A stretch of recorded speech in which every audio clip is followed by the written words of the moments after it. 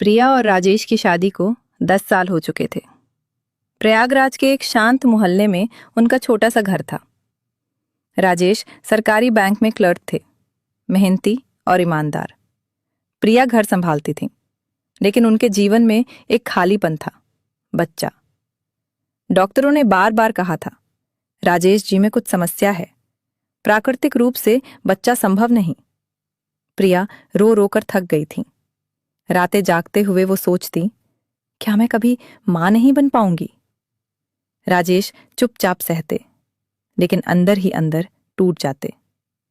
दोनों के बीच प्यार था, लेकिन ये खालीपन उनके रिश्ते पर बोझ बन रहा था। पड़ोस में रहते थे अमित, 30 साल के, अनपढ़ नहीं बल्कि सॉफ्टवेयर इंजीनियर। उनकी पत्नी 2 साल पहले गुजर गई थी। अमित अकेले रहते थे। सुबह शाम प्रिया को देखकर नमस्ते कहते, कभी कभी सब्जी का बोझ उठा लाते। धीरे धीरे दोनों की बातें बढ़ीं। प्रिया को अमित में एक सहानुभूति भरा दोस्त मिल गया। वो राजेश से जो बात नहीं कह पाती, अमित से कह देती। दीदी, जीवन में हर समस्या का समाधान होता है, अमित मुस्कुराते हुए कहते। एक शाम बारिश हो रही थी। राजेश ऑफिस से लेट थे। प्रिया अकेली बालकनी में खड़ी थी, आंखों में आंसू। अमित ने छत से देखा और नीचे आ गए। क्या हुआ दीदी, इतनी उदास क्यों? प्रिया ने सब बता दिया। मेरे पति से बच्चा नहीं हो रहा, डॉक्टर कहते हैं असंभव। मैं मां बनना चाहती हूं अमित। अमित चुप रहे, फिर धीरे से बोले, दीदी, मैं आपकी मदद कर सकता हूं, लेकिन यह आसान नहीं होगा। प्रिया ने आंखें उठाईं। अमित का चेहरा लाल था। मैं अकेला हूं, आपकी इज्जत का ख्याल रखूंगा। अगर आप चाहें तो हम एक बार संभोग कर सकते हैं, सिर्फ एक बार, बच्चे के लिए, कोई रिश्ता नहीं। प्रिया स्तब्ध रह गई, लेकिन अंदर कहीं उम्मीद जाग गई।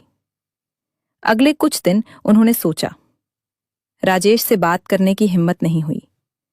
वे डरती थीं कि राजेश टूट जाएंगे। आखिरकार एक रात जब राजेश दिल्ली दौरे पर गए, प्रिया ने अमित को फोन किया। आ जाओ। अमित आए। दोनों के बीच हल्का रोमांस सा माहौल था। कमरे में सिर्फ मंद रोशनी। प्रिया ने कहा, अमित, ये सिर्फ बच्चे के लिए है, मैं तुम्हें प्यार नहीं कर सकती। अमित ने सिर हिलाया। मैं जानता हूं दीदी, लेकिन आप बहुत सुंदर हैं। आपकी उदासी देखकर मेरा दिल पिघल जाता है। उन्होंने चाय पी, बातें की। अमित ने प्रिया का हाथ थामा। डरो मत, मैं सावधानी बरतूंगा। धीरे धीरे दोनों करीब आए। अमित ने प्रिया को गले लगाया। प्रिया की सांसें तेज हो गईं। हल्का सा आकर्षण था। अमित की मजबूत बाहें, उनकी समझदारी। प्रिया ने आंखें बंद कर लीं। दोनों ने वो सब किया। ये प्यार नहीं था, बल्कि एक समझौता था। अमित ने बहुत कोमलता से किया। प्रिया को लगा जैसे कोई बोझ हल्का हो रहा हो। रात के बाद अमित चुपचाप चले गए। 2 हफ्ते बाद प्रिया का टेस्ट पॉजिटिव आया। वे गर्भवती थीं। खुशी के आंसू बह निकले। लेकिन अब सवाल था, राजेश को कैसे बताएं? प्रिया ने फैसला किया कि सच्चाई छिपाएंगी नहीं। जब राजेश लौटे, प्रिया ने सब कुछ बता दिया। राजेश, मैंने पड़ोसी अमित की मदद ली, बच्चे के लिए। मैं तुमसे झूठ नहीं बोल सकती।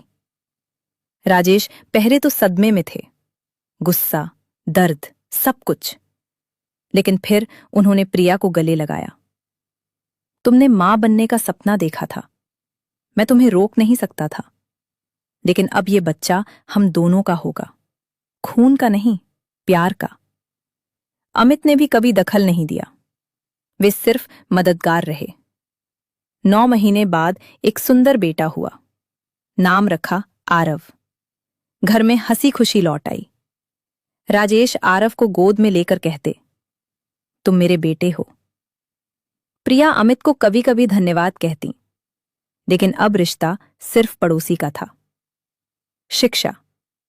इस कहानी से सीख मिलती है कि जीवन में संकट आने पर कभी कभी अपरंपरागत रास्ते चुनने पड़ते हैं, लेकिन सच्चाई और संवाद कभी ना छोड़े। प्रिया ने राजेश से छिपाया नहीं, राजेश ने स्वीकार किया। इससे परिवार मजबूत हुआ। बच्चा खून से नहीं, प्यार से बनता है। यदि आप संतानहीनता से जूझ रहे हैं तो पहले डॉक्टर से सलाह लें। पति पत्नी में खुलकर बात करें। छिपाकर किए गए कदम कभी कभी दर्द देते हैं, लेकिन ईमानदारी उन्हें सुधार देती है।